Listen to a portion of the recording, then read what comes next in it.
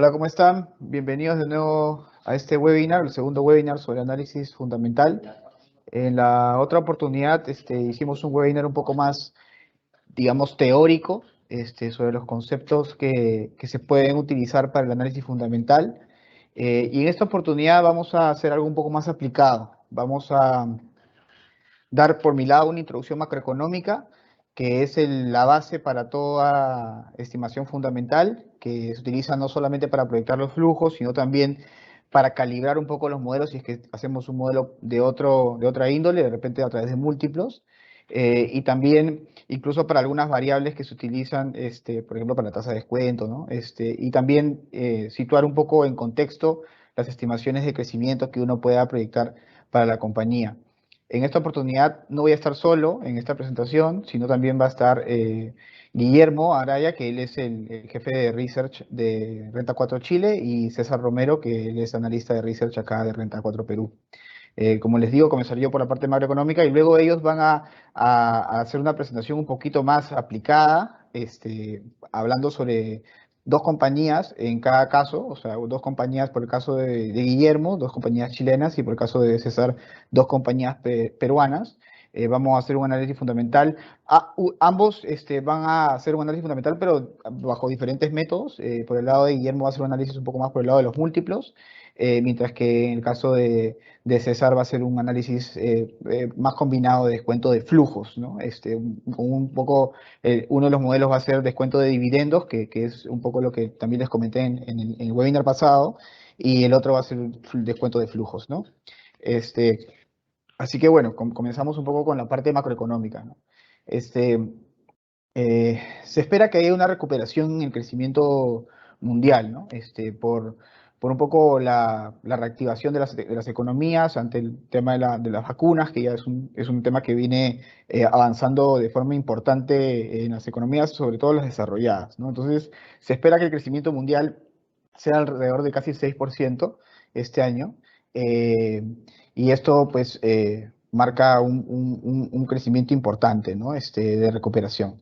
La recuperación, como les digo, está impulsada principalmente por el tema de las vacunas. De hecho, ahí pueden ver un gráfico que si bien ahorita nosotros conocemos 6 vacunas, existen otras que también pueden entrar a ser válidas, y eso también podría hacer incluso más acelerado la recuperación, ¿no? Y de hecho vemos también que los países, las economías desarrolladas, y bueno, en el caso de los dos países que estamos acá, el caso de Chile es un país que ha avanzado bastante con el tema de las vacunas. Entonces eso debería impulsar bastante la recuperación económica, ¿no? Y no solamente, digamos, el tema de las vacunas es la única, es, digamos, la única cosa que podemos ver, ¿no? También vemos ya indicadores económicos que empiezan a mostrar una recuperación, ¿no? Vemos la producción industrial que ha venido, mundial, ¿no? Que ha venido fortaleciéndose en esta primera mitad del año. Se observa un crecimiento también importante por el lado de China, ¿no? Que está liderando un poco lo que es el crecimiento. Se observa también, por ejemplo, que indicadores como búsquedas en Google, que es un indicador un poco más de consumo, de actividad económica en general, también están mostrando una recuperación, ¿no? Y también, bueno, lo que es la producción, o sea, indicadores de manufactura, como el PMI de manufactura por países, se puede ver que claramente está mostrando una recuperación desde el bache que se vivió alrededor del inicio del año pasado, ¿no? Eh, otra variable que es importante tener en cuenta, porque el crecimiento un poco lo podemos tomar en consideración para proyectar lo que son los flujos de las compañías, ¿no? Pero la política monetaria también es importante porque las tasas son las que te terminan llevando a la tasa de descuento que tú vas a querer utilizar para tu modelo, ¿no? Entonces, lo lógico es comenzar por la tasa de referencia o las tasas de Estados Unidos, que son la base de las tasas de los demás países. Y acá vemos pues que la política monetaria de Estados Unidos está acomodándose a ser un poquito más restrictiva, pero no de una forma tan agresiva, ¿no? Por ejemplo, ahí como se puede ver que se ha dicho, ¿no? Que sería un error retirar el estímulo monetario cuando la economía recién se está recuperando, ¿no? Porque ven que subida en la inflación es algo temporal, ¿no? Entonces, están esperando ver un poquito más los datos de empleo, ¿no? Para ver cómo va eso y en la medida de que eso vaya reaccionando, podría ya hacerse un poquito más restrictiva la política monetaria. Entonces, en ese sentido, uno podría pensar que las tasas se podrían mantener o estar, digamos, relativamente cercanas a los niveles en los que estamos ahora. Entonces, eso hay que tomarlo en consideración para, digamos, si uno hace un modelo de múltiplos, depende tomarlo en cuenta en alguna otra variable y si lo hace a través de tasa de descuentos, ser consciente que de repente las tasas que uno está utilizando, de repente en el futuro puedan ser un poco más altas, ¿no? Acá también se ve un poco de lo mismo, ¿no? Que acá se ve, digamos, las expectativas de los que son parte del comité, digamos, que define la política monetaria en Estados Unidos. Esperan una subida de 50 básicos hasta el 2023. Y en general, digamos, eso dentro de todo ya ha sido incorporado, entonces ahora hay que ver un poquito más cómo van los datos de empleo para seguir viendo hacia dónde podría ir la tasa de referencia de Estados Unidos, ¿no? Los commodities es otra variable que es importante tomar en consideración, sobre todo para las compañías que vamos a hablar, o sea, compañías peruanas y chilenas que están claramente impactadas por los precios de los commodities. Somos países productores de commodities, de productos mineros. Entonces, vemos que claramente los commodities han subido bastante este año. Están muy por encima de los estimados al inicio, ¿no? Por ejemplo, en el caso del cobre, ¿no? Está alrededor de las 4.11 libras para este año, 2021, y es comparado contra el 4 que se proyectaba antes el Banco Central de Chile, ¿no? Entonces, eso es importante porque probablemente los commodities puedan retroceder y eso un poco, por lo menos, tomarse un descanso. De repente no caer de una forma muy agresiva, pero ya hay que tener en consideración que han llegado a niveles altos y eso hay que verlo reflejado en las proyecciones de ingresos que se tengan para las compañías que, que lo produzcan o para el caso de compañías que estén ligadas a la demanda interna, al final de alguna forma están ligadas las economías a los precios de estos commodities, ¿no? eh, en términos de geopolítica, porque también el contexto político tiene un impacto. De hecho, lo vimos en años anteriores, cuando estaba Trump como presidente de Estados Unidos. Las tensiones comerciales con China fueron importantes, no solamente con ellos, sino también con Rusia, con México, con diferentes países. Y ahora un poco con el cambio hacia Biden, digamos, el foco se ha centrado más en el tema de la recuperación de la pandemia y no tanto por el tema geopolítico, ¿no?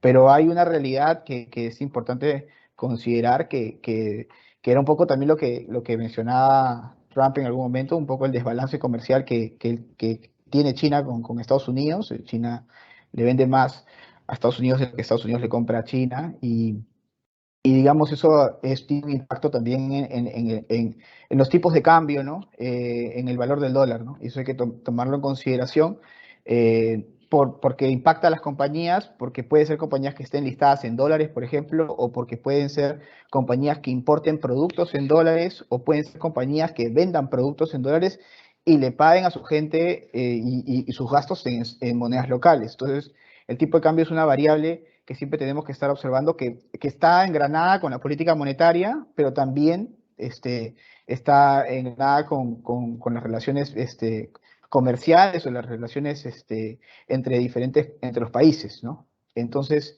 nosotros hemos visto que, digamos, China había estado aumentando su participación en la tenencia de tesoros y eso es un flujo, digamos, de demanda de dólares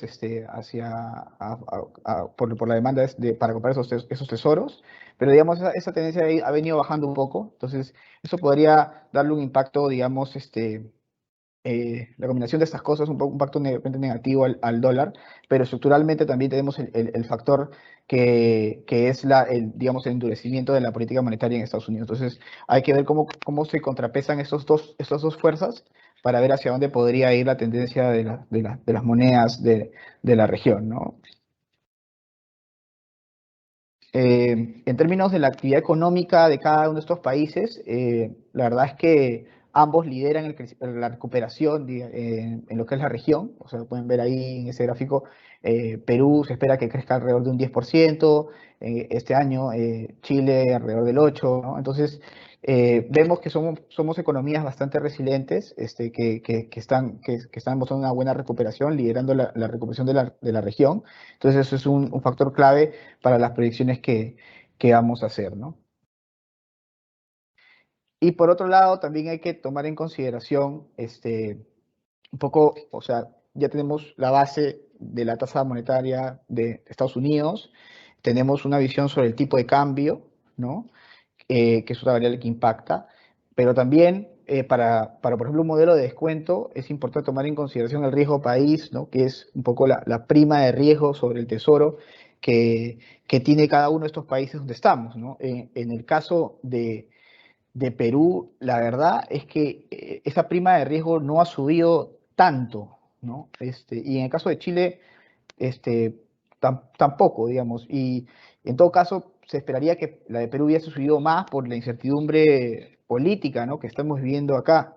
El Credit Default Swap, que es una medida, digamos, del riesgo del país, en el caso de Perú, a 5 años ha subido a 35 básicos, ¿no? Digamos, de esta crisis que estamos viendo, ¿no? Desde la primera parte de este año, ¿no? Y en el caso chileno, solamente 25 básicos. Entonces, lo que ha subido en verdad es las tasas en moneda local, ¿no? O sea, a las que seguramente en algunos casos vamos a terminar descontando los flujos de las compañías que estamos analizando. En el caso de las compañías peruanas, creo que corresponde, y en el caso de las compañías chilenas que estén expresadas en pesos, también correspondería.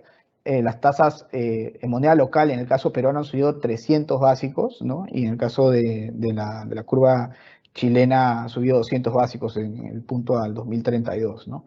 Entonces, estas variables son claves, digamos, para tomar en consideración, y son justamente las que han tomado en consideración eh, Guillermo y César para hacer sus modelos, ¿no? Entonces, teniendo esta base es que podemos o sea, tener una idea de que las proyecciones que vamos a hacer tienen un sentido, tenemos una recuperación de crecimiento, lo que debería impulsar los flujos, los ingresos de las compañías, pero también tienes un incremento en las tasas que aumenta el costo de oportunidad, y eso también puede reducir un poco las valoraciones. Y tienes commodities que están altos, que podrían también tener una especie de repente de corrección, ¿no? Entonces, esos tres factores, ver cómo conversan, y obviamente lo particular de cada empresa, que es lo que van a contar ellos, es lo que se combina para llegar al valor fundamental de estas compañías. Así que, bueno, nada, yo sin más, doy esta base, digamos, del lado macroeconómico, y voy a dar pase a Guillermo para que él comience contándoles sobre las compañías que él ha analizado. Así que nada, Guillermo. Hola, ¿qué tal? Buenas tardes. ¿Qué tal, Guillermo? ¿Cómo Em, estás? bueno, comenzamos a hablar. Vamos a hacer una valorización por múltiplos, que es una valorización bastante más sencilla que la de flujo de caja, pero no menos práctica, porque recoge buena parte de la información. Entonces, quise también explicar, porque de repente todos hablamos de valor empresa EBITDA, precio utilidad, pero los conceptos de repente no se manejan. Entonces, la idea también de este webinar es que sea también pedagógico y todos puedan tener claro de dónde salen los precios, que finalmente la gente dice, mira, este múltiplo da tal precio, en fin. Entonces comenzamos por los más sencillos. El valor libro es el patrimonio contable dividido por el número de acciones. El patrimonio bursátil es el precio de mercado de las acciones multiplicado por el número de acciones de cada compañía. La deuda financiera neta es aquella parte de la deuda que genera intereses menos el efectivo o equivalente al efectivo, es decir, los depósitos a plazo. ¿Qué es el valor empresa entonces? Es el patrimonio bursátil más la deuda financiera neta. ¿Qué es el EBITDA? Que es una sigla en inglés, Earning Before Interest, Tax, Depreciation and Amortization, pero por convención, lo que acomoda y lo que están ocupando la mayoría de las empresas en sus reportes trimestrales es que finalmente el resultado es el resultado operacional más la depreciación. ¿Qué nos indica el EBITDA? El EBITDA nos indica la capacidad de generación de flujo de caja de los activos de la empresa. Nótese que el resultado operacional le sumamos la depreciación, y esto último porque la depreciación es un costo que efectivamente registra la contabilidad, pero no representa un flujo. ¿Por qué? El desembolso ya se produjo en algún momento determinado y hoy la contabilidad solo recoge el costo del deterioro de la maquinaria, edificio, pero no se está desembolsando dinero alguno. Por eso es que se suma, porque cuando yo hago el estado de resultado pongo ingreso menos costo, resultado bruto, y en ese costo ya está implícito la depreciación y la debo sumar. Entonces, estos conceptos yo creo que es súper bueno tenerlos claros, y el múltiplo entonces es valor empresa dividido por EBITDA. Es la razón finalmente entre el valor empresa, que lo acabamos de definir, que es el patrimonio bursátil más la deuda financiera neta, dividido por el EBITDA. Si asumimos, ahí está en el texto, que se compara acciones de un mismo sector que enfrentan riesgos similares, entonces aquella que se está transando a un mayor múltiplo, se podría decir que es más cara. Sin embargo, al igual que con los demás índices vistos posteriormente, en este caso más que anteriormente, puede suceder que una acción se esté transando con una mayor relación empresa-EBITDA histórica, pero tenga perspectivas de generar flujo de cajas futuros mayores que las otras, y por eso el mercado está dispuesto a pagar un precio más alto. Entonces, si tenemos la posibilidad de comparar las relaciones valor-empresa EBITDA estimado, entonces será un indicador mucho más certero, puesto que para la construcción del índice no se está ocupando información pasada, sino que una estimación de flujos futuros.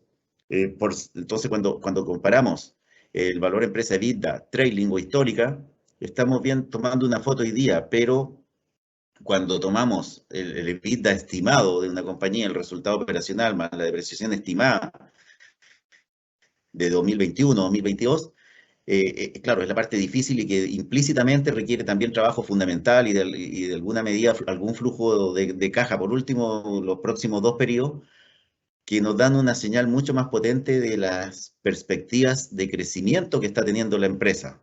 Entonces, por eso es mucho más importante comparar múltiplos futuros que múltiplos presentes o pasados.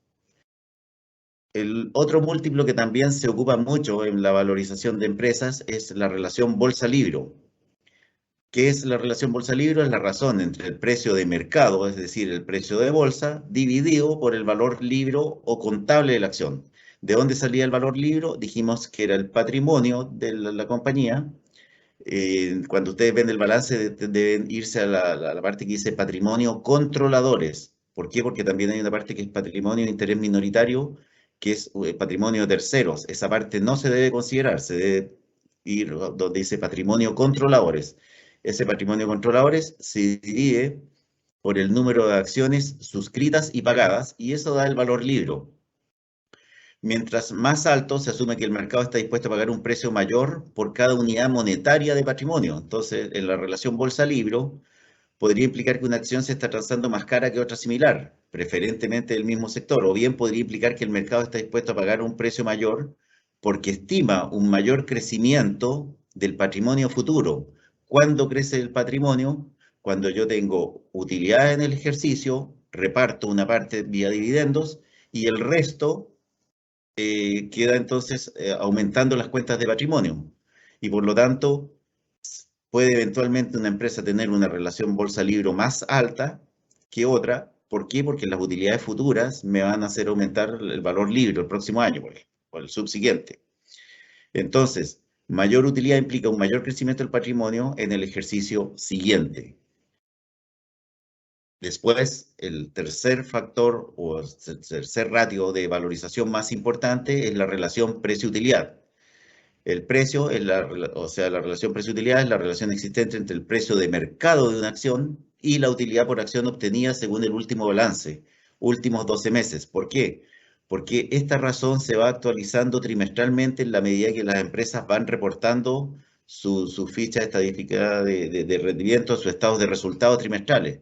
Entonces, cuando una empresa reporta el primer trimestre, por ejemplo, 2021, o el primer semestre de 2021, yo no puedo tomar la utilidad del semestre, sino que debo tomar la utilidad de los últimos 12 meses.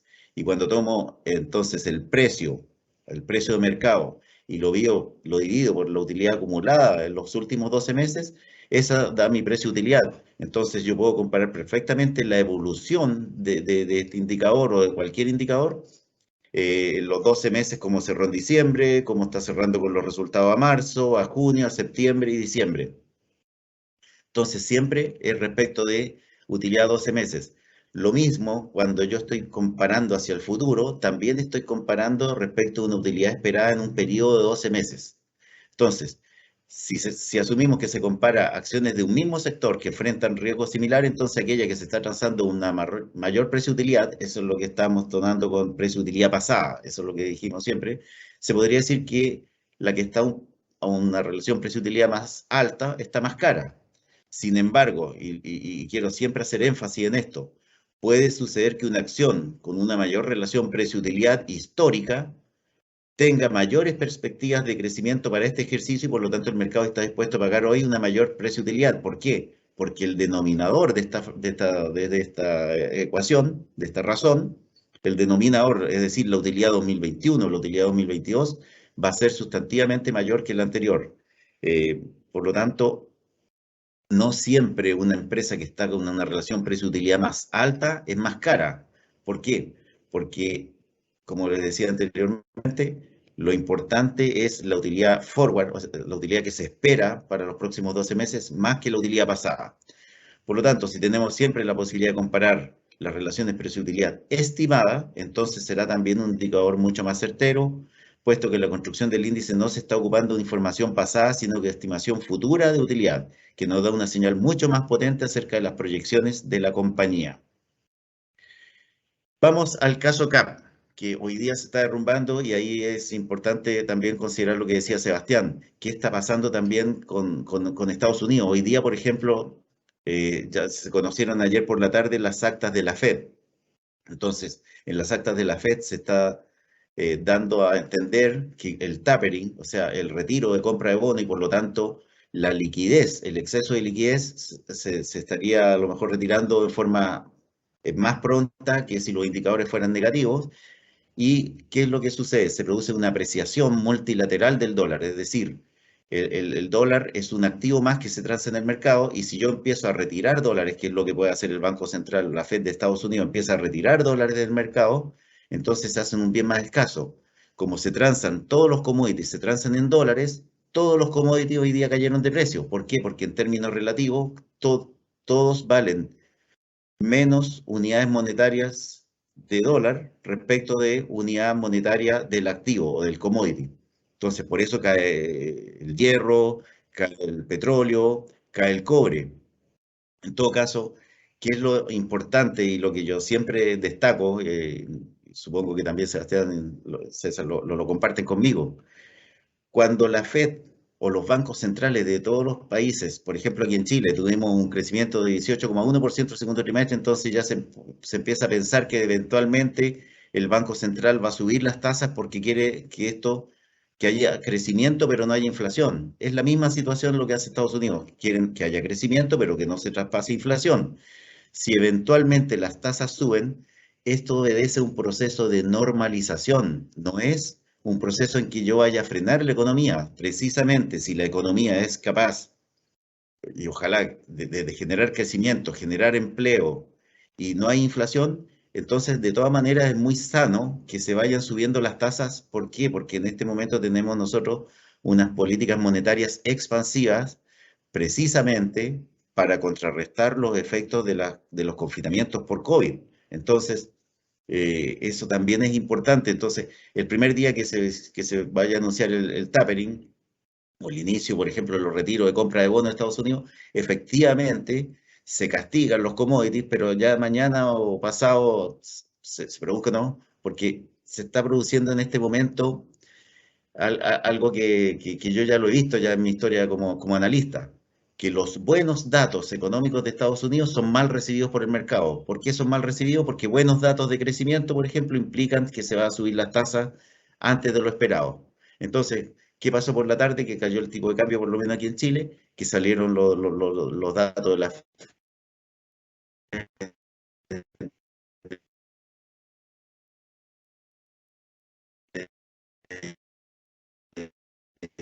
de Filadelfia y salieron algunos datos de un poco peor en las tasas hoy día, por ejemplo, en Chile, con los retiros de los 10%, excesivamente altas las tasas de corto plazo, uno va a valorizar la empresa con la tasa de hoy día. Uno siempre debe decir, ¿sabes qué? Yo voy a contar los flujos a 5 años, esto es algo circunstancial, por lo tanto, tengo que proyectar. Pero en múltiplos, ¿qué es lo relevante? Nosotros, por ejemplo, aquí vemos, por ejemplo, en el caso de CAP, a junio, el EBITDA informado por la compañía, 288 millones de dólares. Este año, a junio, 1.276 millones de dólares. Está 3 por 4, 12, o sea, está cuadruplicando el EBITDA, la compañía, y sin embargo la acción está cayendo de precio. El EBITDA proyectado para este año 2021, y lo hago de acuerdo a los precios, con márgenes, en fin, alguna metodología para algunos estimar el EBITDA, y ustedes pueden poner a lo mejor aquí un EBITDA de promedio de analistas, tomar de Bloomberg, o ver un informe independiente que el de nosotros, y ustedes toman este dato, y de este dato entonces despejan con las fórmulas que yo le di, y usted puede decir, ah, pucha, empresarita, conozco aquí la deuda financiera neta que yo se la estoy dando, patrimonio. Ese patrimonio lo dividen por el número de acciones y llegan al valor que debería tener la acción. Aquí yo estoy recogiendo, se da una particularidad en CAP. Este es un precio de precio de hierro histórico, y aquí para el EBITDA, vean ustedes 2022, mucho más bajo. Entonces, ¿qué es lo relevante? Tomar un horizonte a lo mejor de 12 o un poco más meses. Yo estoy tomando el horizonte de EBITDA 2022 para valorizar la empresa, y esta mayor EBITDA y utilidad eventualmente lo estoy capturando a través de los dividendos. Entonces, aquí ven los promedios históricos que son súper importantes. El 2016 se transaba en 5.24, el 2017 en 3.97. Vean los múltiplos históricos a los cuales se ha transado CAP, y vean el múltiplo que se está transando hoy día en 1,3 veces. No puede estar más barata. Vamos a la hoja siguiente. Aquí tenemos la utilidad, proyección de utilidad, últimos 12 meses. Vean cómo esta empresa pasó de estar negativo 2019 a junio también, en los últimos 12 meses, menos 46 millones de dólares, a estar positivo de 300 millones de dólares en 2020, y a junio 2021 ya lleva una utilidad de 773 millones de dólares, que nosotros estimamos que el año va a cerrar con 865, pero dada la caída y el ajuste y bajo un criterio conservador, hacemos también caer el precio del hierro, y estimamos entonces que 2022 va a caer el precio a 521, una utilidad de 521 millones de dólares, aquí, 521 millones de dólares. Con esto entonces, como asumo que el 50% se entrega vía dividendo y el 50% se capitaliza, entonces vamos viendo un crecimiento en lo que es el patrimonio de la empresa.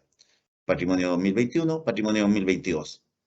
Multiplicamos entonces el valor empresa EBITDA, decimos, valor empresa dividido por EBITDA igual 3,5 veces, que es un promedio más bajo que el histórico. ¿Por qué? Porque el histórico es alrededor de 5 veces, pero bajo un criterio ultra conservador y viendo la tendencia de declinación, que implícitamente estos EBITDA, ¿qué es lo que están reportando? O estos múltiplos más bajos que los históricos, de alguna manera están incorporando el riesgo país, riesgo de convención constitucional, riesgo de elecciones, riesgo inclusive que tuviéramos un gobierno más de izquierda de lo que a lo mejor hoy día están quedando los candidatos, en fin, todo eso se captura y uno lo castiga. Entonces, por ejemplo, en vez de estar aplicando 4,5, 5 veces el valor empresarial, uno dice, ¿sabes qué? Bajo un criterio conservador, estoy aplicando un castigo en estos múltiplos, y digo, valor empresa dividido por EBITDA, 3,5 veces. Tengo el EBITDA calculado en la página anterior, lo pongo en el denominador y digo, el EBITDA que yo tengo estimado lo multiplico por 3,5 veces, y eso me da el valor empresa. A ese valor empresa le resto la deuda financiera neta, y por lo tanto obtengo el valor del patrimonio. Lo divido por el número de acciones y llego a que la acción debería costar 19.758 pesos a diciembre de 2022. Por precio-utilidad, 19.610, y con una relación bolsa-libro. Vean ustedes que el valor libro hoy día de CAP es 10.531 pesos, y yo estimo que el valor libre 2022 es $18,43, multiplicado por el tipo de cambio esperado de 750 a diciembre de 2022, me da que el precio, la relación bolsa-libro es de 18.000 pesos, ponderando estos tres factores, entonces. Ahora, el upside respecto al precio hoy día de que está la acción es un 52%. Y considerando una política de dividendo del 50%, yo llego a que con la utilidad estimada de 2021, como va a repartir la mitad de la utilidad de 2021 en el ejercicio 2022, voy a llegar a un retorno por dividendo de 19% adicional. Vamos a cuáles son los supuestos de valorización.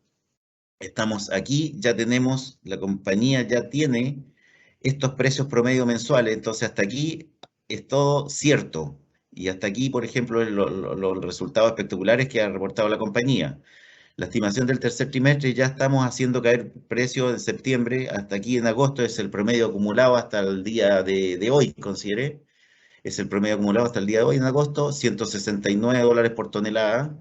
Después estamos viendo en septiembre, yo estimo que siga cayendo el precio, 156, que en octubre vuelva a caer un 8%, que en noviembre vuelva a caer un 8% y en diciembre vuelva a caer otro 8%. Entonces, es ahí cuando nosotros decimos, sí, estamos siendo conservadores. Y con estos precios del hierro, y asumiendo que el próximo año se recuperan un 1,2% mensual, llego a estos promedios trimestrales y con estos promedios trimestrales que yo calculo en forma implícita una EBITDA, una utilidad y un patrimonio. Entonces, esto es lo que a mí me deja tranquilo desde el punto de vista de valorización. Yo estoy ocupando este lado, que es el más probable, y aquí tengo una valorización más optimista. Entonces, eventualmente, si vemos que el mercado comienza ya a estabilizarse en los precios del hierro, ¿por qué? Porque China ha intervenido en los precios del hierro para evitar la especulación, principalmente en operaciones de cobertura o de operaciones de riesgo de forward con el hierro. Pero si China va a crecer un 8,4%, tiene en este momento esta la disyuntiva. Ellos están sacrificando algo de crecimiento a cambio de poder bajar el precio de los commodities. Pero si China quiere efectivamente crecer al 8,4%, no me cabe la menor duda que los precios del hierro empiezan a tomar fondo y deberían empezar a recuperarse lo mismo que los precios del cobre. Es decir, si la demanda se mantiene sólida en China con un crecimiento fuerte, lo que espera el FMI o el Banco Mundial entre 8,4 y 8,5%, es imposible que el precio del hierro, del cobre, sigan sostenidamente cayendo. ¿Por qué? Porque hasta hace poco se estaba hablando si estábamos o no nuevamente en un ciclo commodity. Bueno, estos son los supuestos que tomo en la situación más probable y haciendo que el próximo año reboten levemente para cerrar a fin de año, siendo, vean ustedes, conservador, cerrando a fin de año en 140.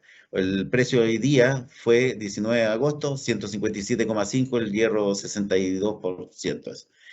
Recuerden también que CAP produce hierro de mejor calidad, porque produce pellet y pellet feed de 65 a 68%. Entonces, cuando ustedes ven los estados de resultados de CAP, también van a ver que el precio del hierro que nosotros estamos tomando, que es el hierro al 62%, está por debajo del precio del hierro efectivamente el que vende CAP. También eso es una cobertura. Y aquí está el gráfico de precio del hierro. Vean que está en este nivel en este momento y aquí tiene algún nivel ya de resistencia si uno hiciera un análisis técnico en que empieza a tener, digamos, algunos pisos en que es difícil, yo creo que ya los rompa, precisamente por lo que hablaba anteriormente. China tendría que derrumbarse y salió, claro, un índice de producción industrial 6,4, se acelera China y empezó a tener unos baches también en la intervención, como les decía yo, de la especulación que empezó a intervenir los mercados China. Bueno, y ha intervenido el mercado de la educación, tecnología y también el mercado de los commodities. Pero, insisto, no se puede ir en contra del mercado en forma sostenida y en el largo plazo.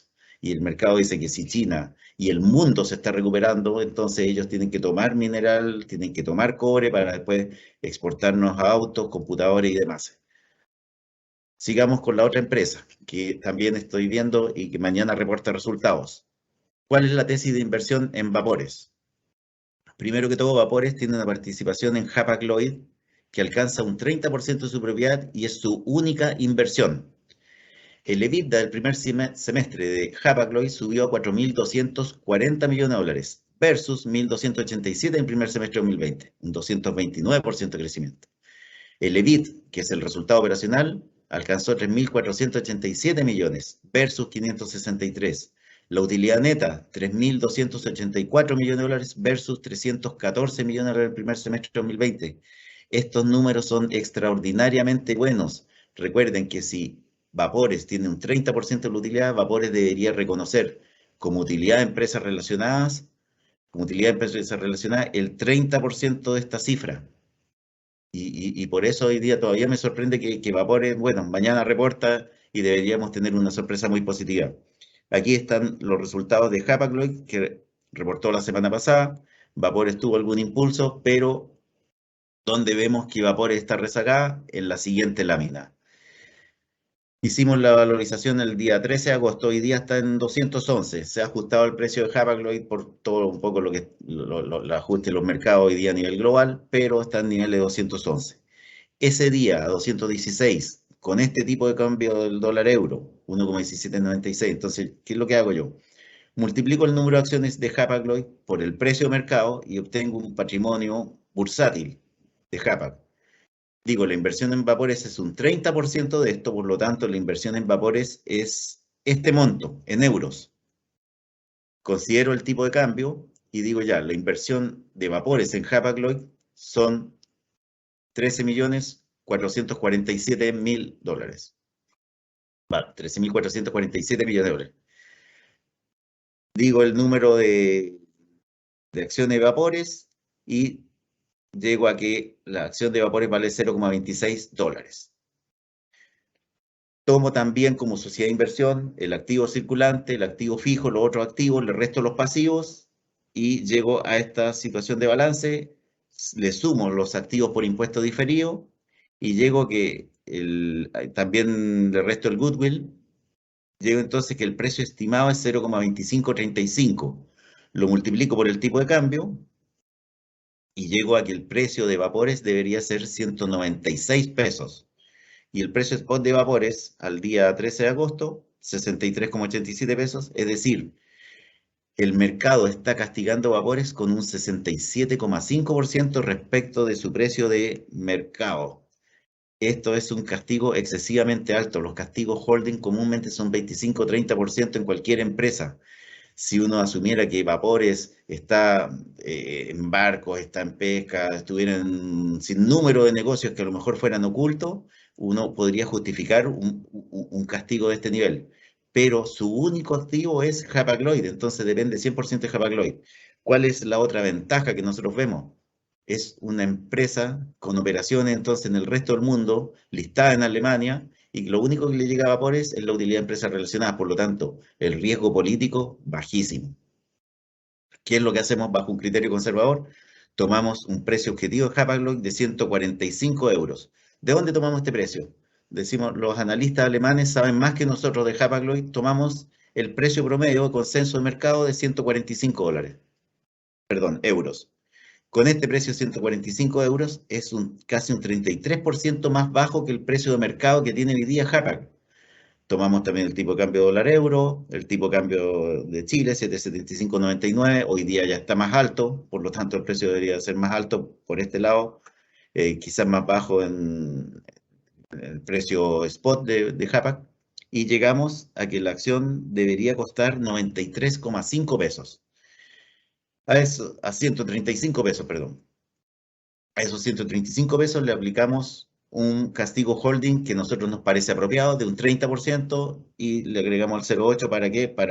Finalmente para que nos dé el 93,5 y no nos dé 93,29 o décimas más, décimas menos.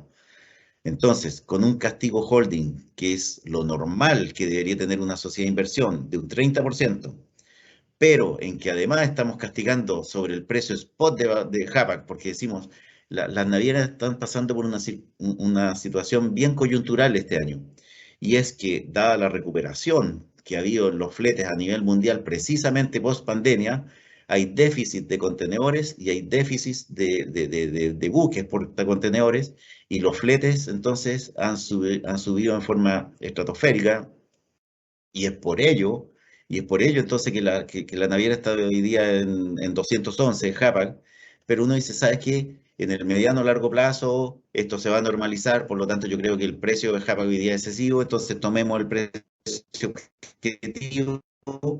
Entonces, aquí lo estoy aprovechando el trabajo que están haciendo por análisis fundamental los analistas alemanes, que saben más que uno de lo que está pasando con la empresa en Alemania, los buques, los tráficos en Europa. Y entonces, conservadoramente estoy tomando este precio. Digo, ¿sabes qué? El mercado, el precio de mercado hoy día está sobredimensionado, Japa. Lo castigo un 32% por este lado y lo castigo un 30% como sociedad de inversión y llego a un precio de Vapores 93,5 pesos por acción. Este es el dato de hoy y con fecha 19 de agosto, el índice compuesto mundial de contenedores Drewry aumentó un 2% semanal o $192, alcanzando los $9.613 por contenedor de 40 pies. Cuando uno ve esta alza en los precios de los fletes, no puede entender por qué la acción de Vapores está pegada. Mañana reporta resultados, mañana si no sube pronto hay que entrar rápidamente en la acción. Esa ha sido mi parte de la presentación. eh, y entonces doy paso a César para que continúe con análisis fundamental sobre empresas peruanas. Muy amable, gracias. Ok, gracias Guillermo por el pase. Que vamos a conversar un poco ahora sobre las acciones locales que estamos viendo. Les voy a comentar cuál es un poco el proceso de análisis y después vamos a empezar ya de lleno directamente con el análisis de cada una de las empresas. En este caso, bueno, tenemos una situación macroeconómica relativamente distinta, en el sentido de que de hecho hay un riesgo político mucho más fuerte aquí, no tanto en Chile como mencionaba Guillermo. Entonces, en nuestro caso sí vamos a tener que tratar de buscar acciones que sean un poco más seguras o que tengan menos riesgo, ¿no? Que se enfrenten a menos riesgo político en el mediano plazo. Ahora, para empezar a hacer el análisis, en el caso de que ustedes deseen hacer también análisis fundamental, lo principal es poder notificar cuáles son los sectores que más han crecido post pandemia, ¿no? Lo principal ahora ha sido el crecimiento que ha ocurrido después de lo más álgido, del punto más duro de la pandemia que ocurrió entre abril y mayo del año pasado, ¿no? Para las empresas. ¿Cuáles son esos sectores que han subido más? Uno de los sectores que más ha crecido ha sido el de construcción. Vemos que el consumo interno de cemento en el primer trimestre ha crecido más de 41%. Gracias a la continuación de obras públicas y privadas, vemos que el consumo interno de cemento ha aumentado en 42.8%, incluso superando niveles reportados en 2019. General, el driver, que es el sector, bueno, la parte de autoconstrucción, ha estado muy fuerte en este primer trimestre y en general en todo el año 2021. Entonces, esta es una de las razones para creer que este sector debería de crecer y debería de seguir subiendo porque mantiene una tendencia. Si bien ha caído entre mayo y abril, se espera que continúe aumentando en lo que sería este año y en general tendría una variación superior que las vistas en los años 2019. Recordemos que esta variación que está aquí en el primer gráfico justamente es con respecto a 2019, entonces no habría, o sea, incluso es mucho mejor que la del 2020, ¿no? Donde ya es estratosférica la subida, a los niveles mínimos que hay ahí. Ahora, otra cosa que también es importante, no solamente en construcción está el nivel de cemento, que por sí es un nivel importante, sino también los proyectos de infraestructura y minería.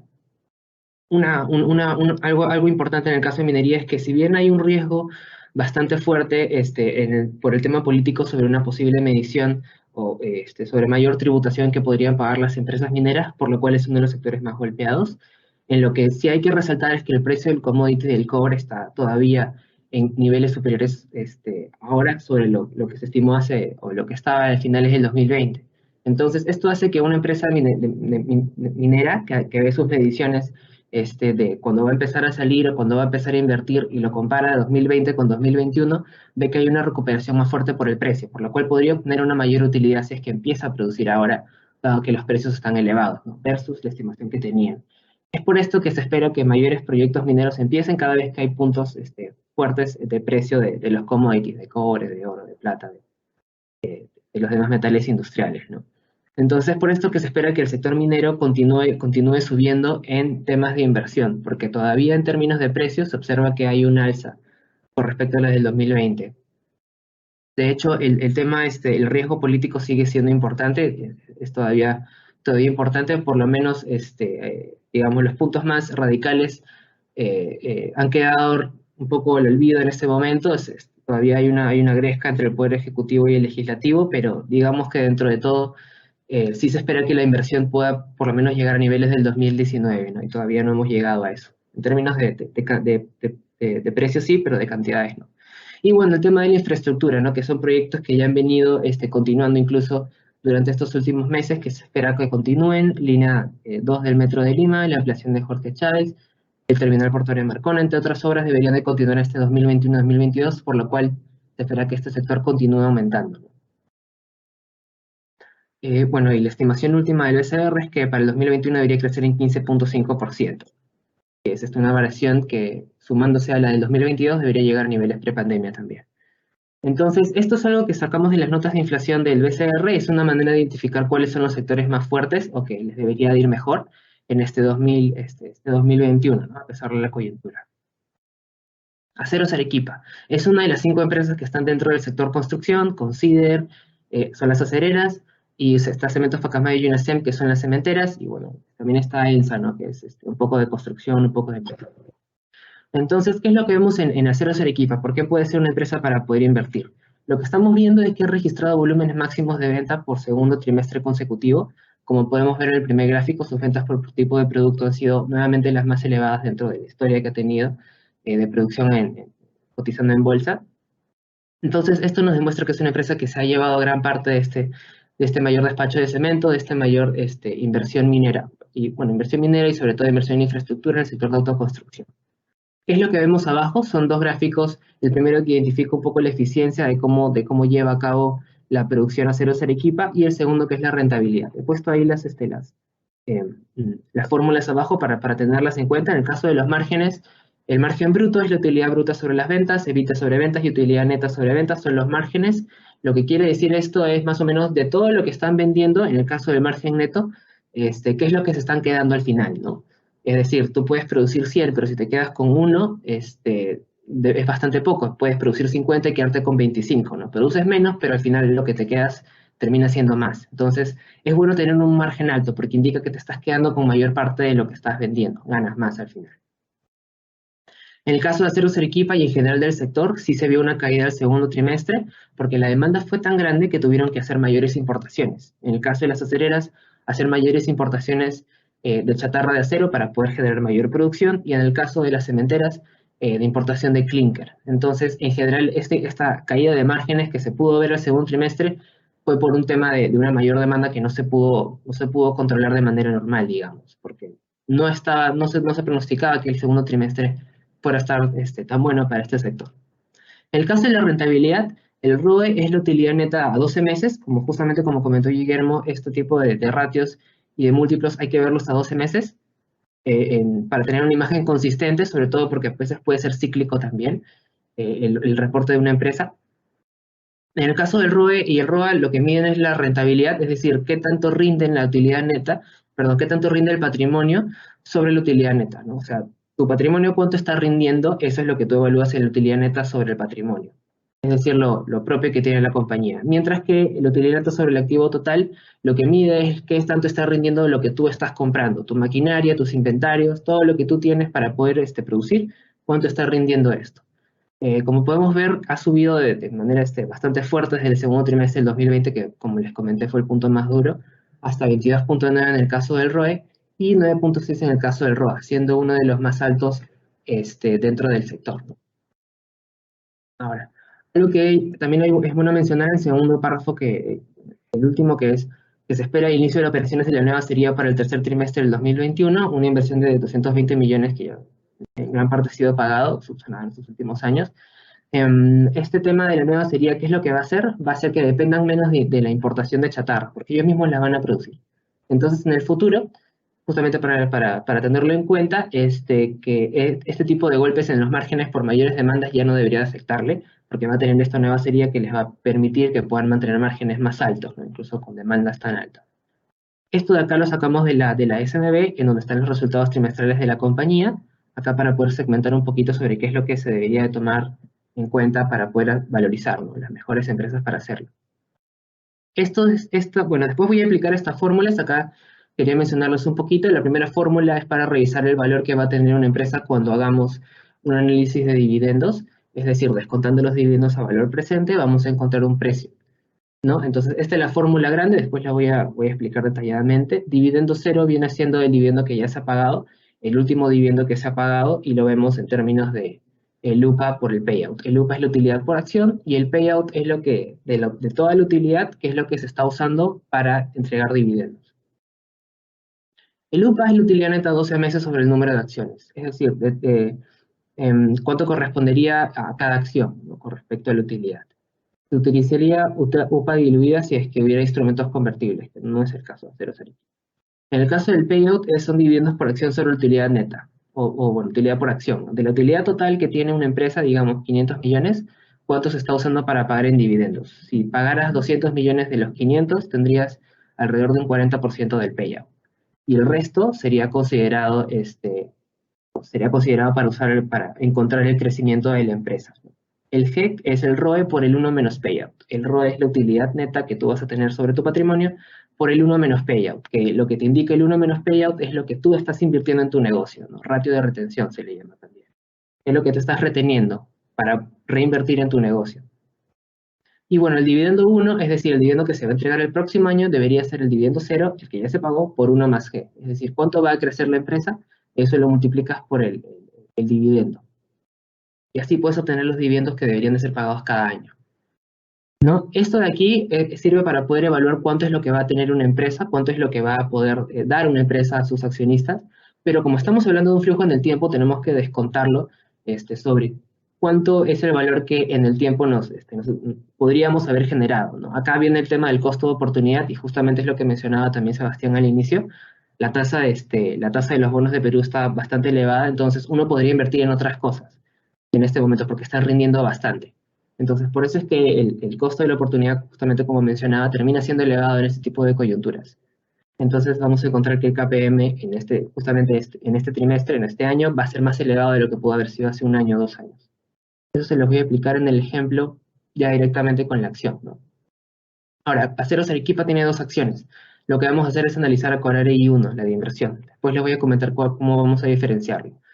A ver, vamos a empezar haciendo el modelo de dividendos que se usa en la tabla a la derecha. Lo que tenemos que tener en cuenta es la utilidad neta de Corare a 12 meses de la acción en general, que es 548.58 millones. Todo lo vamos a poner en millones de soles como para tener un mismo registro. Estos datos salen de la SMB. El número de acciones comunes que también sale de ahí.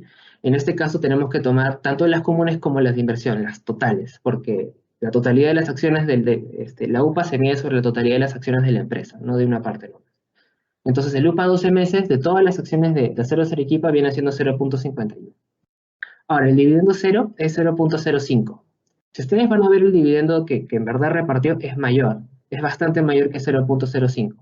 ¿Qué es lo que pasa? Que en el caso de Aceros Arequipa, el último dividendo que repartió en este año ha sido un dividendo que se ha compuesto por varios años, o sea, por las rentabilidades de varios años, ¿no? La utilidad del 2014, el 15, el 16, el 17, el 18, una parte de cada uno de esos se midió o sirvió para acumular este dividendo total, ¿no? Entonces no se puede proyectar con ese, no podemos descontar ese dividendo porque es muy grande, involucra utilidades de otros años. Tenemos que tomar únicamente la parte que es ubicada solamente para el último año de ejercicio de Corare, ¿no?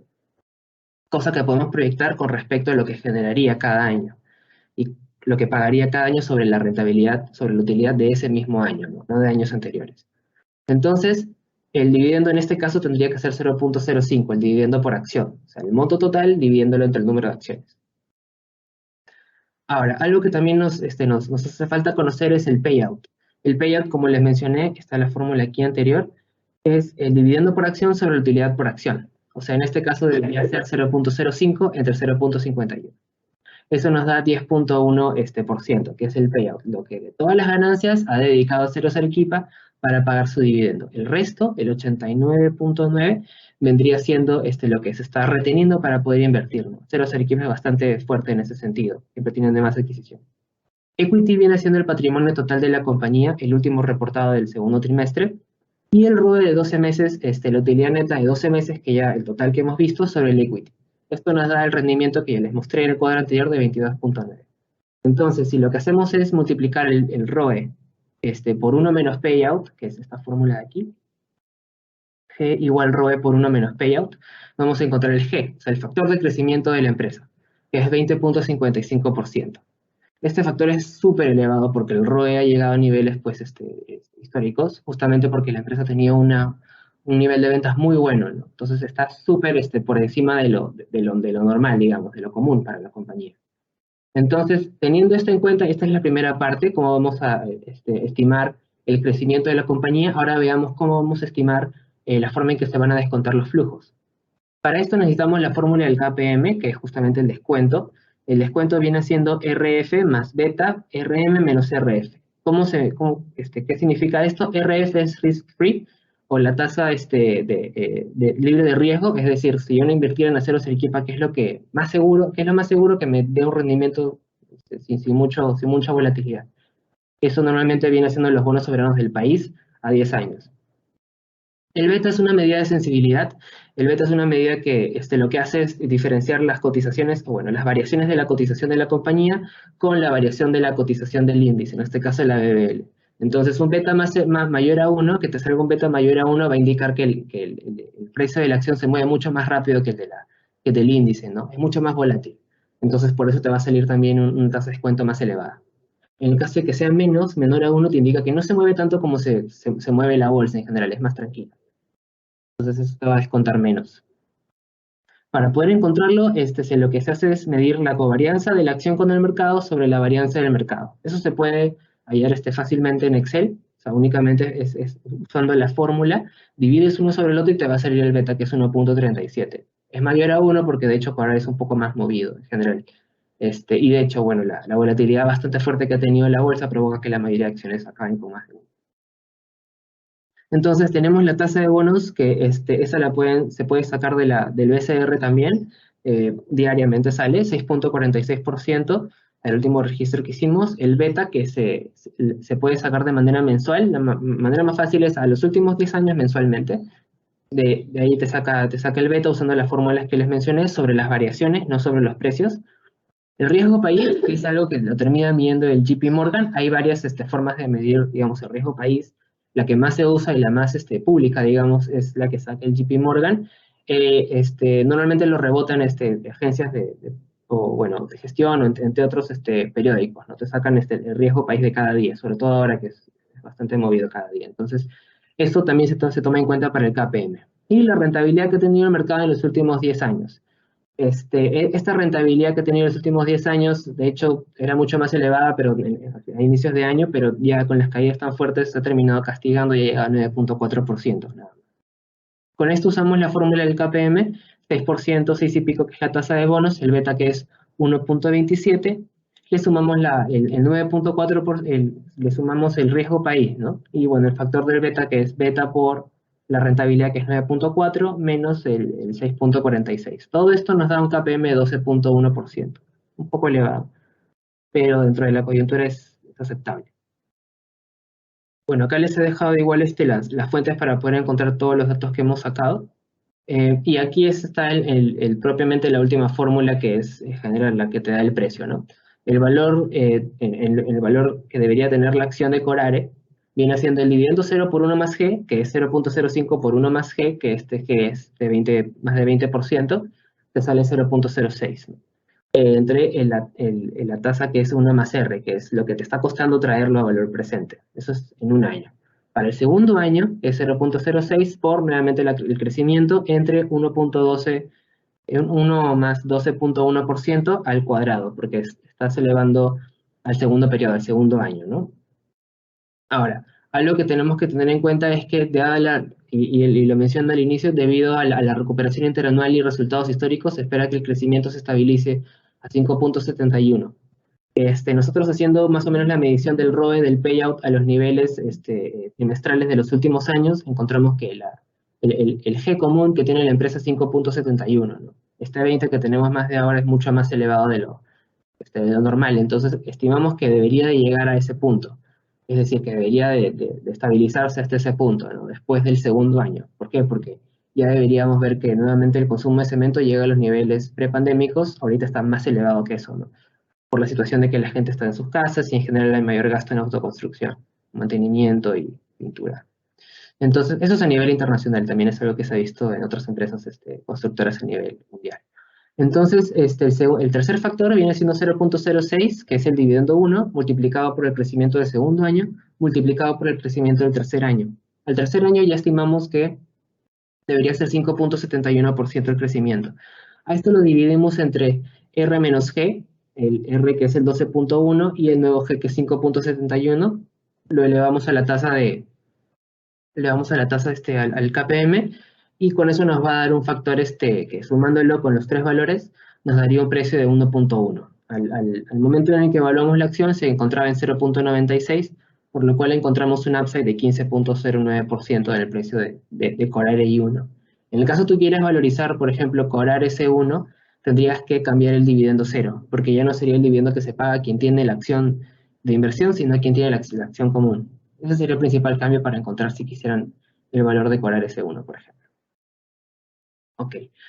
Otro sector que también es importante tener en cuenta es el sector eléctrico. Este sector es históricamente el más seguro, el que menos movimientos tiene.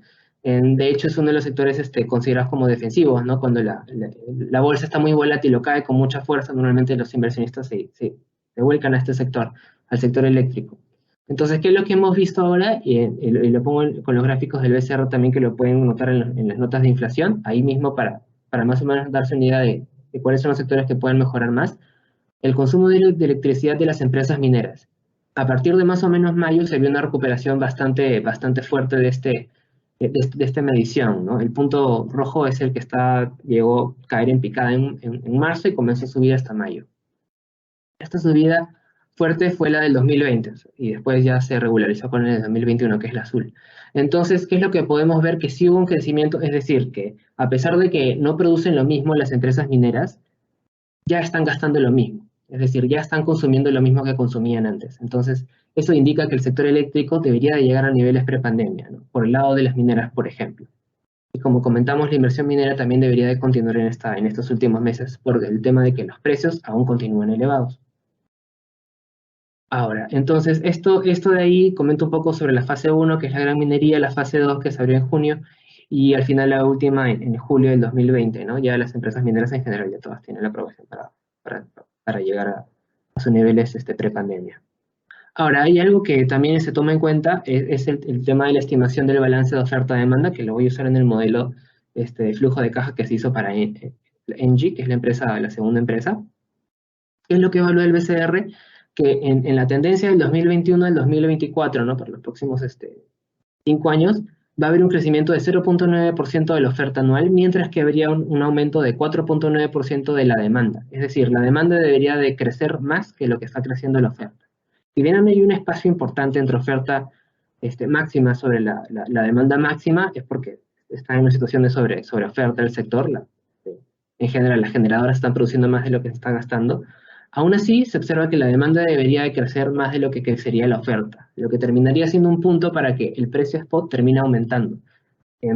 Para comentarles un poco el tema de los precios en el sector de electricidad, normalmente la mayor parte de su producción se va al SEIN, en donde bueno, las generadoras tienen, después de generar electricidad, la transmiten hacia el SEIN, y el SEIN, dependiendo del orden de lo más barato o lo más caro, lo va entregando y lo va distribuyendo, ¿no? A las empresas distribuidoras como los del Sur, etcétera, Andina, etcétera.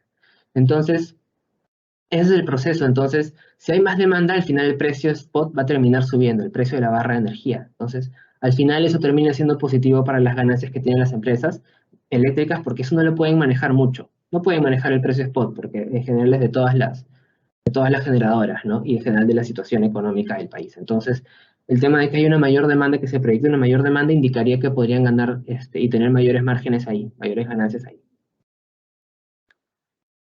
Bueno, y por último, estimamos una mayor flexibilidad.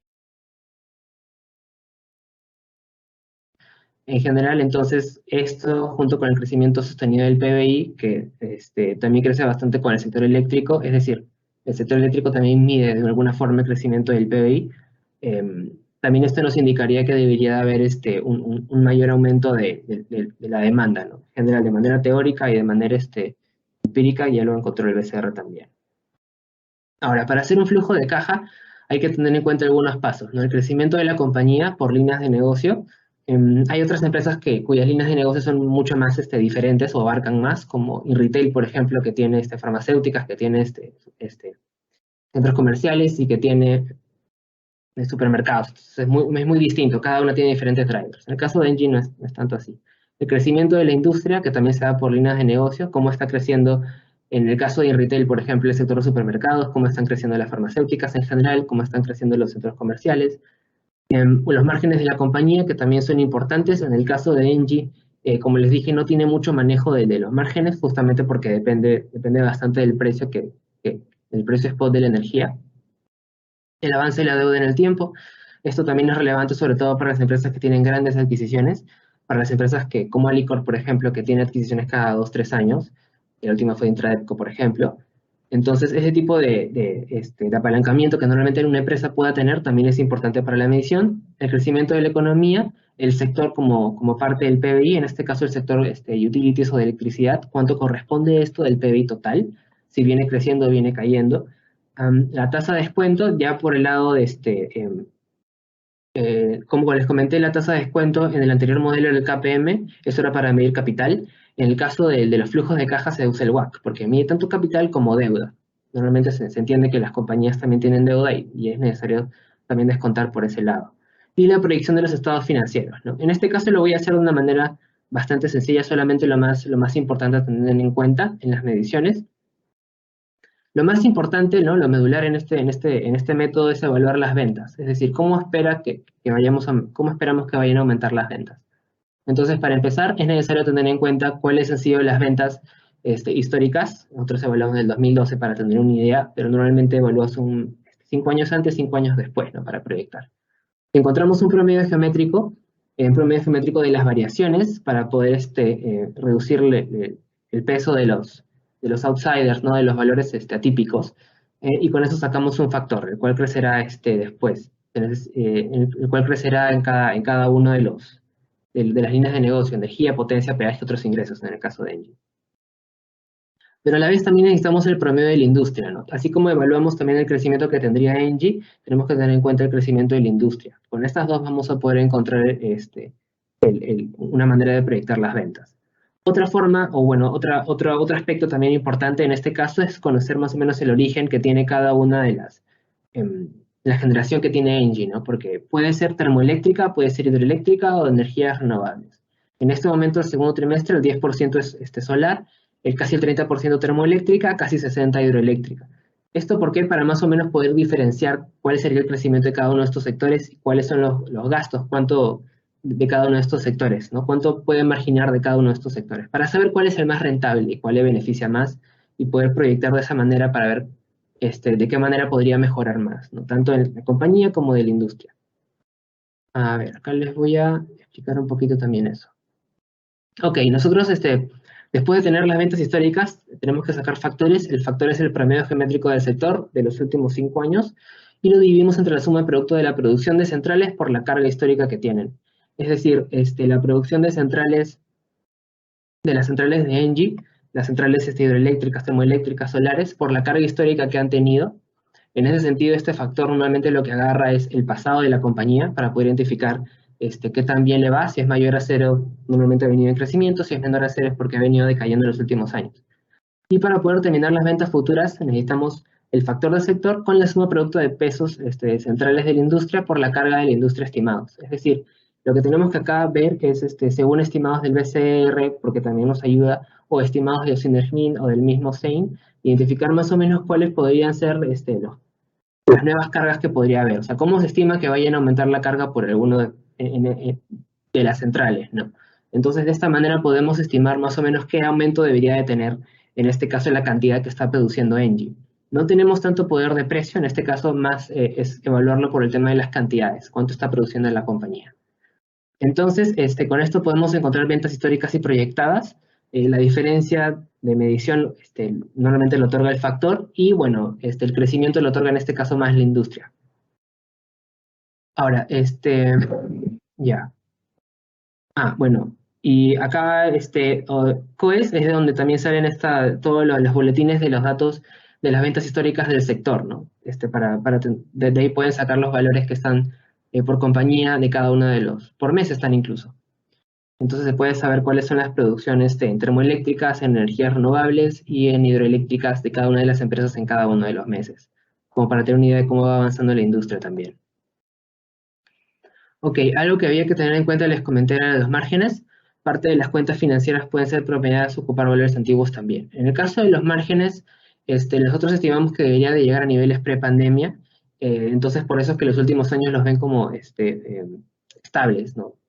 El 38% en el margen bruto, 36% en el margen operativo, el 21% en margen neto. Esperamos que recuperen hasta alcanzar niveles prepandemia. Ese es uno de los supuestos que tenemos. Si la empresa esperara alguna fusión o adquisición, se podría esperar que aumenten los márgenes, no es el caso. Engie dentro del sector eléctrico no presenta adquisiciones fuertes. Luego, ¿qué es lo importante aquí? Lo importante es tener el estado de resultados proyectado. Cuando uno proyecta las ventas, lo que puede hacer es dividir todo sobre, por ejemplo, utilidad bruta sobre las ventas, como les comenté justamente los márgenes, y por ahí poder identificar cómo deberían de crecer las demás cuentas del estado de resultados. El estado de resultados es fundamental para poder proyectar los flujos de caja. Es básicamente es lo más importante ahorita. Algo que también hay que tener en cuenta para poder descontar es la variación de capital de trabajo neto, en este caso las variaciones en activos y en pasivos. Estas dos de aquí también, estas dos de aquí incluyen los ratios de actividad, que son ratios que involucran las ventas y los costos de ventas. Entonces, también se pueden proyectar tomando en cuenta las ventas que ya se proyectaron anteriormente, ¿no? El costo de ventas también en función de las ventas. Después de tener el estado de resultados, puedes empezar a proyectar los ratios financieros. Cuando tengas la rotación de inventarios, de cuentas por cobrar y proveedores, que es cuentas por pagar, que son las principales, con eso ya vas a poder tener la variación de capital de trabajo neto. A ver, con respecto, hay otro valor importante que hay que tener en cuenta, la depreciación y el CAPEX, eso también lo mencionó Guillermo. Estas dos también pueden estar en función de las ventas, también son ratios, sobre todo el CAPEX. Entonces lo que estimamos es cómo ha venido la depreciación del CAPEX y la depreciación y ventas y el CAPEX. Lo que hacemos es estimar promedios también geométricos de los últimos 5 años, en el caso de la depreciación y del CAPEX, y evaluarlo, multiplicarlo por las nuevas ventas de cada uno de los años. Por eso que se ve creciente en los últimos 5 años, ¿no? O bueno, en los próximos 5 años. Entonces, esto también hace, eso también, digamos, aligera un poco la proyección, el tema de todo tenerlo en sentido de las ventas. Es por eso que esta es la cuenta más importante también. Ahora, después de que hemos proyectado las ventas, después de que hemos proyectado las ventas y después de que hemos proyectado el estado de resultados, hay que tener en cuenta nuevamente cómo se va a descontar esto. Es decir, a qué tasa se va a descontar en el futuro Engie. Ahora, para hacer esto, nuevamente la tablita de la derecha, que está en millones soles, tenemos en cuenta el precio que cerró en 5.5. En la última medición que hicimos, las acciones totales solamente tienen una acción que es en GC1, multiplicándose, nos da un market cap de 3.300 millones. Ahora, tiene una deuda financiera de 637 millones. Entonces, ¿qué es lo que hay que tener en cuenta aquí? Lo que hay que tener en cuenta es el WACC. Es la penúltima línea, esa es la fórmula. Lo que medimos acá es cuánto te va a costar financiarte en deuda y financiarte en capital. El caso del capital es evaluar, primero que nada, el peso que tiene el capital, es decir, el equity sobre la deuda más el equity. Entonces, el market cap viene siendo el equity, y la deuda financiera viene siendo la deuda por el lado de los pasivos. Entonces, si lo sumamos, nos va a dar un total, ¿no?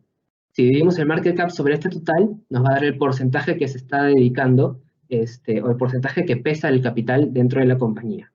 Y si hacemos lo contrario, la deuda sobre la deuda más el equity nos va a dar el peso que tiene la deuda en la compañía. Es decir, qué tanto se está financiando en deuda y qué tanto en equity. También habría que saber qué tan rentable es, o más o menos el KD y el KE vienen a ser las tasas a las cuales se está financiando, básicamente. El KE también se interpreta como el KPM, que es algo que ya se vio en el modelo anterior. Entonces, es aplicar la misma fórmula. El RF, que es 6.46, en este caso Engie, que es una acción mucho más tranquila, segura, que no se mueve tanto, el beta es menor. El RM, que viene siendo el mismo, y el ENVI, o tasa, o el riesgo país, que también viene siendo lo mismo, ¿no? Lo que cambia acá es el beta. Entonces, nos da un KPM más bajito, 9.7, y el KD, que se puede valorizar por mercado, que es un poco más complejo, porque la información no es pública de los bonos, o bueno, por lo menos no en el caso de Engie, al precio de hoy. Pero lo que se puede hacer también es tomar el contable, ¿no? En los últimos resultados trimestrales se puede observar cuál es el costo que cuál es el costo que tiene la deuda de Engie. Entonces, por ahí pueden sacar el número en las notas de estado financiero. De ahí también saqué yo la mía, entonces, para más o menos estar ahí en consonancia. Ahora, para poder sacar el WACC también es necesario tener en cuenta los impuestos, dado que al final de todo termina siendo un escudo fiscal el tema de la deuda. ¿Por qué? Porque al final Engie, bueno, lo vamos a ver después con la medición, pero al final no debería de estar pagando toda la deuda. Lo que se descuenta con el impuesto. Normalmente es esto más o menos 30%, pero lo que vamos a hacer es la tasa de impuestos efectiva, es uno menos la utilidad neta entre la utilidad antes de impuestos. Esto nos da un 31%, es decir, los impuestos al final que Engie paga son un poquito más de los nominales, que es el 30%.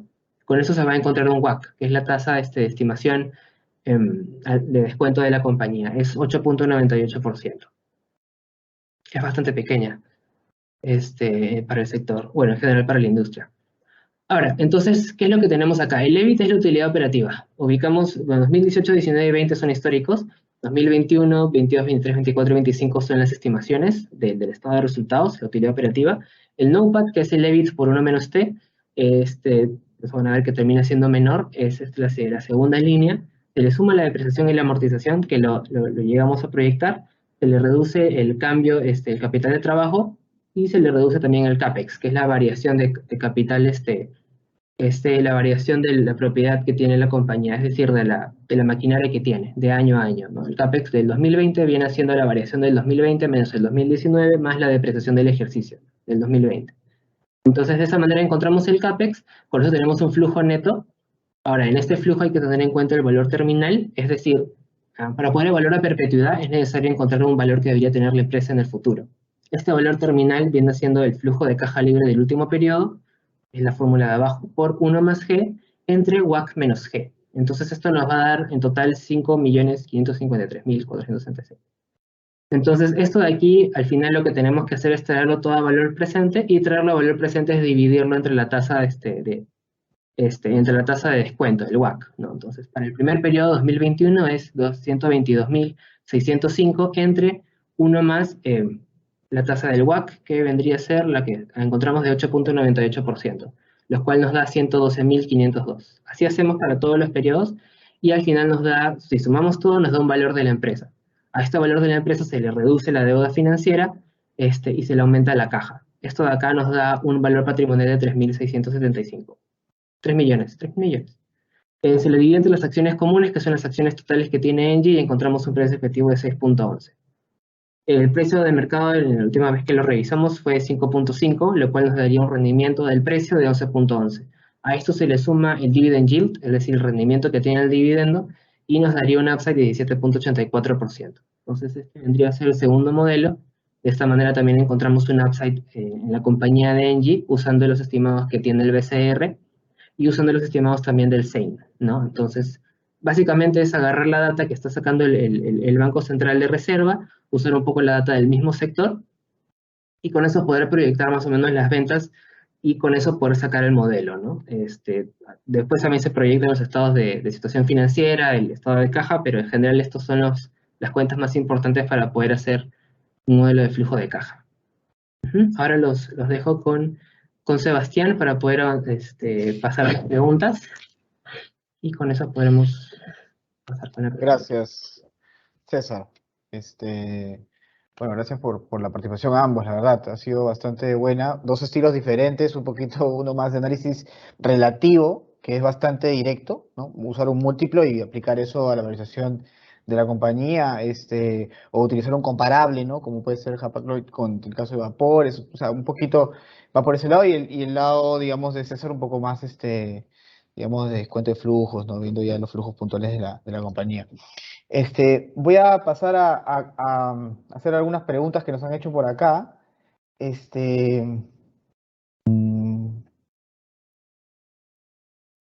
Bueno, acá hay una pregunta, por ejemplo, para Guillermo. La voy a publicar. Quizá Vapores no sube porque es una sociedad de inversión en la práctica y aún no recibe dividendos de Hapag. No sé si de repente tú, Guillermo, puedes clarificar un poquito más ese tema, que me parece que lo has mencionado. Este, Eh, Al tener el 30% de participación en Hapag-Lloyd, debería reconocerlo como utilidad o inversión en empresas relacionadas. Ahora, ¿cuál fue la experiencia que tuvieron los inversionistas del año, por ejemplo, 2019? Cuando en 2019 Hapag-Lloyd obtuvo utilidades, en ese momento Hapag-Lloyd adquirió una naviera que se llama United Arabian Shipping Company, UASC. Cuando se produjo la fusión entre Hapag-Lloyd y esta naviera, eh, tuvo que entregar acciones a valor libro que estaban por sobre el precio de mercado y por lo tanto, bajo la norma IFRS, la gente se desconcertó un poco porque aparecía Hapag-Lloyd teniendo utilidades y sin embargo Vapores aparecía teniendo pérdidas. ¿Por qué? Porque Vapores entregaba entonces, estaba entregando acciones por debajo, digamos, del precio de mercado y eso la castigó. Pero ya el año pasado vimos que efectivamente Vapores sí reconoció esta participación y tuvo un retorno por dividendos excelente. Entonces, lo que esperamos es que efectivamente, ahora cuando vemos la utilidad neta que está casi 10 veces mayor que el año pasado, yo creo que hay un poco de escepticismo en el mercado de pensar, de decir, bueno, pero ¿por qué está subiendo 10 veces? Como que el mercado no está reconociendo. Mañana es el día D en que efectivamente Vapores publica resultados y esperamos no equivocarnos y que la acción, digamos, demuestre que efectivamente se está reconociendo esa mayor utilidad. Efectivamente, las sociedades de inversión todas tienen un castigo 25-30%, pero aquí es un caso excepcional y yo creo que viene esto porque la historia, si uno repasa 10 años atrás, Vapores fue una empresa, una naviera exitosa, pero una naviera chilena que quebró. Entonces hay un recuerdo a lo mejor en los inversionistas antiguos de sentir que no tuvieron una buena experiencia con la empresa, pero hoy día es una empresa alemana donde adquirió los activos de Vapores, que eran los barcos de Vapores. Aquí Vapores eliminó inclusive su negocio de car carrier, que era el único negocio que tenía, era transporte de vehículos, y pasó a ser parte fue una fusión por una fusión por absorción, en que pasó a ser parte de Hapag-Lloyd, que es la cuarta naviera más grande del mundo. Así es que nosotros tenemos toda la confianza que vamos a tener buenos réditos para los inversionistas de Vapores. Guillermo, y otra pregunta que hacen es, ¿cuál es la correlación entre el resultado de Hapag-Lloyd y el valor de Vapores, ¿no? O sea, no, de repente en tu modelo específico contar un poquito cómo incorporas Hapag-Lloyd para valorizar Vapores, o volver a mencionarlo también. Claro, aquí la valorización que yo hago es como sociedad de inversión y por eso estoy tomando el precio muy, muy castigado respecto al precio de mercado. El precio de mercado hoy día de Hapag-Lloyd está en 211 euros y nosotros bajo un criterio conservador estamos tomando el precio de 145. Ahora, ¿de dónde tomamos ese precio de 145? Del consenso de analistas alemanes. Entonces yo no estoy, los alemanes están haciendo el trabajo que hace César de flujos de caja, de ver las inversiones, de ver el CAPEX, el capital de trabajo. Los analistas alemanes yo le estoy dejando ese trabajo y simplemente estoy diciendo, mira, como sociedad de inversión, bajo un precio objetivo de 145, bastante más conservador, pero considerando también el balance actual de Vapores, es que llegamos a un precio de 93,5 pesos con un castigo de 30%. Un poco esa la metodología. Hay que recordar también que el año pasado también las expectativas eran que Vapores iba a andar muy mal por pandemia, sin embargo fue un negocio que se desempeñó en forma exitosa y más aún con un precio del petróleo muy castigado. Entonces, todos estos baches, por ejemplo, en que el precio del petróleo, los precios de los commodities se ajustan precisamente por alza en el precio por ejemplo, de la tasa de política monetaria de Estados Unidos, todos estos ajustes en el precio del petróleo son bienvenidos para una empresa que vive de los fletes. Y además, estos cuellos de botella que se están dando hoy día mismo en China, un nuevo impulso. Vimos ayer, por ejemplo, como ayer Hapag-Lloyd también subía por un nuevo cuello de botella en China. Todo esto que los barcos estén a la gira en los puertos esperando para poder desembarcar, eso lo paga el importador o el exportador, eso no lo paga la naviera. Entonces, esta recuperación de la economía está llevando a que se traspase a precios, tal como yo lo mostré en el gráfico, se está traspasando a precios todo el alza, por ejemplo, del costo del petróleo. Entonces, eso es lo que nos hace pensar que el negocio de vapores va a andar muy bien y recoge el 30% de la última línea de Hapag-Lloyd. Es decir, no es posible que a Hapag-Lloyd le vaya bien y que Vapores tenga malos resultados. No, eso no es posible. Menos que no ha habido fusiones ni adquisiciones excepcionales. Bueno, una pregunta que tal vez no sé si tendrá que ver, pero preguntan, ¿no? ¿Qué opinas, Vapores, respecto a que no tiene riesgo por tema político chileno, pensando en las próximas elecciones, ¿no?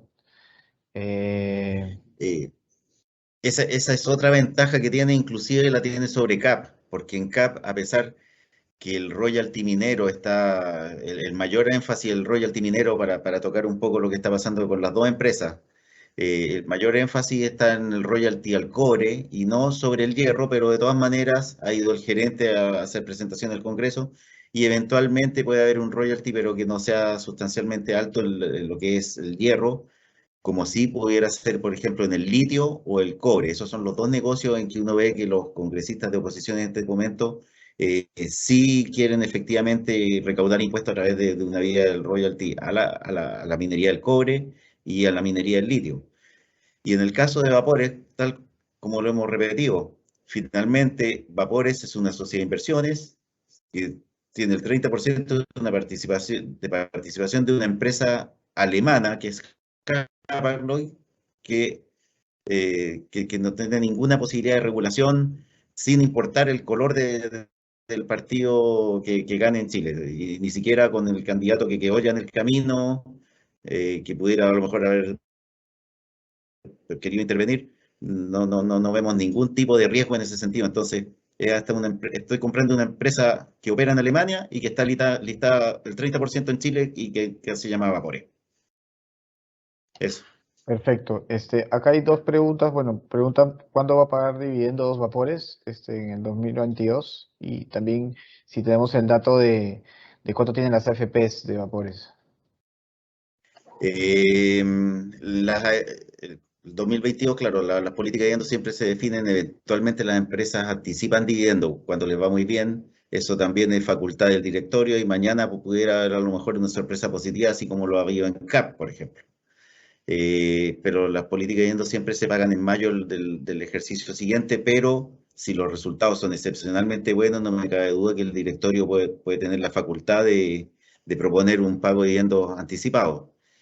El Vapores tiene un 0,24% de la AFP, entonces el riesgo también de que haya un flujo de caja de ventas por los retiros de la AFP también están exentos en este caso de CAP y Vapores. Son empresas que no tienen prácticamente participación en la AFP en Chile. Entonces también están protegidas de ese riesgo. Buenísimo, buenísimo. A ver, ahora voy a hacer unas preguntas un poco también para César. Acabo de publicar una. Este, ¿Cómo, o sea, para el caso de Aceros Arequipa, has hecho un flujo, digamos, de dividendos, ¿no? ¿Cómo cambiaría tu modelo si tuvieses que incorporar una ampliación de alguna fábrica o activo fijo? Porque sería como considerar que la compañía ya está bastante estable y que así se va a mantener, ¿no? Ya, ahí habría dos formas de estimarlo. La primera que es con el G, es decir, el crecimiento que debería tener a perpetuidad de la empresa. Por ejemplo, justamente en una nueva serie es lo que tendrían lo que van a tener en este tercer trimestre, eso mejora los márgenes, le debería ir mejor a la empresa. Pero sí, una forma de verlo sería por el lado del G, estimando que el crecimiento de la empresa pueda ser mayor en un mediano plazo. Nosotros hemos tomado un promedio histórico, estimando que se mantenga relativamente igual. En otro caso, podemos permitir que el G pueda terminar siendo mayor, ¿no? Esto de acá lo podemos evaluar bueno, directamente en la perpetuidad de la empresa. Esa sería la más sencilla. Perfecto. A ver, otra pregunta más. Este, por qué si ambas acciones reparten dividendos relativamente constantes has escogido para Engie un modelo de descuento de flujo de caja y no el de dividendos como si usaste para ceros?